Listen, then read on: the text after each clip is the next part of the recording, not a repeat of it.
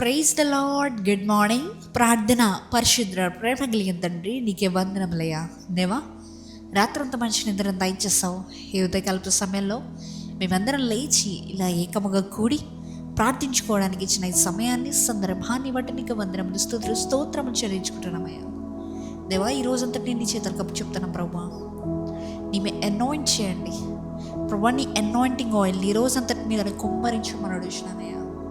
దేవా, మేము ఏ పనులు చేసినప్పటికీ, ఎక్కడికి వెళ్ళినప్పటికీ, దేవా, మేము ఎవరితో మాట్లాడుతున్నప్పటికీ ఎటువంటి రకమైన తప్పిదములు జరగకుండా నీవే కాచి కాపాడి భద్రపరచమని అడుగుతున్నానయ్యా.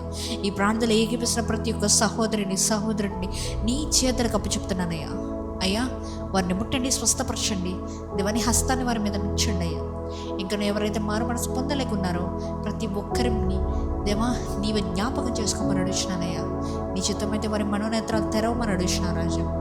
ఇదిగో ప్రభా, ఎవరైనా ఎగ్జామ్స్ రాస్తుండగా ప్రభా, ఎవరెవరైతే తండ్రి జ్ఞానం కోసం అడుగుతున్నారు ప్రతి ఒక్కరి నిమిత్తమే ప్రార్థిస్తున్నానయ్యా.